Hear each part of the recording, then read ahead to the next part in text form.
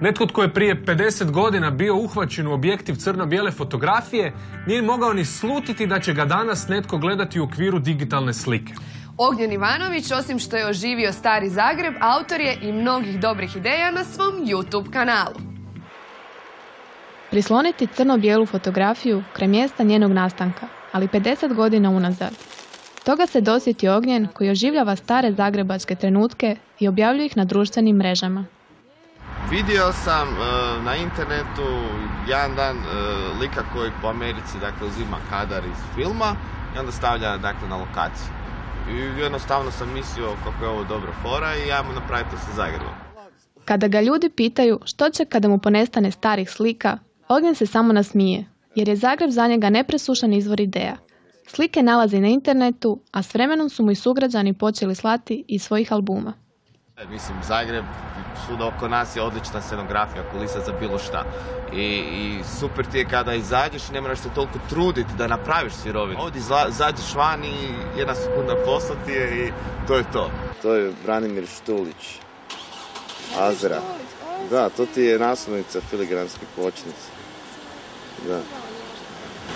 Ognjen Ivanović i njegova djevojka Dragana Momčilović, koja mu je partnerica i na projektima i u stvarnom životu, pronašli su tako svoj kreativni ispušni ventil. Ono što je počelo kao hobi, polako je na putu da postane video za koji je potrebno oko 2000 fotografija, te se nadaju nešto i zaraditi. I zaradili nešto normalno, barem da se napravi dobar video, mislim, jer je to ipak sad projekt gdje trebaš uložiti neke novce za razliku od svih videa do sada koje smo radili, šta radiš za 0 kuna. Ovaj par već 5 godina radi na svom YouTube kanalu i jedni su od rijetkih u Hrvatskoj koji proizvode takav materijal. Video, audio sadržaje s tehnikama od stop motiona pa sve do animacije. Neobično je za ovako kreativne ljude da su zapeli uredskim i administrativnim poslovima, a sve zanima donosi li njihov kanal zaradu. Nas svrstavaju opet neku drugu kategoriju. Nije to ista lova u Americi koji kod nas. Dakle, naši pogledi su manje vrijede nego američki pogled.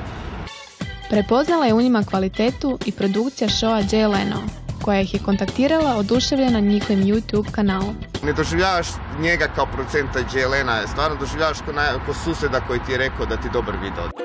Nakon što im je producent predložio prijavu na video natjecanje na temu neživih objekata, kreirali su svoj filmić i progurali se među najbolje plasirane. Dakle, da sam ja u real time, a oko mene kava se sama radi, miješa, šećer dolazi onaj maneken, ona lutkica, onda se igra sa tedeskom lopticom. Tako da praktički bude na tu foru da sve stvari ožive. Mladi par nada se proširenju naše YouTube scene, a zbog nje su već ugostili Zlatana Zuhrića Zuhru, Dražena Šolca i Davora Gopce. Za kraj i mi smo se okušali u spajanju slika iz sadašnjosti i prošlosti našeg fakulteta političkih znanosti.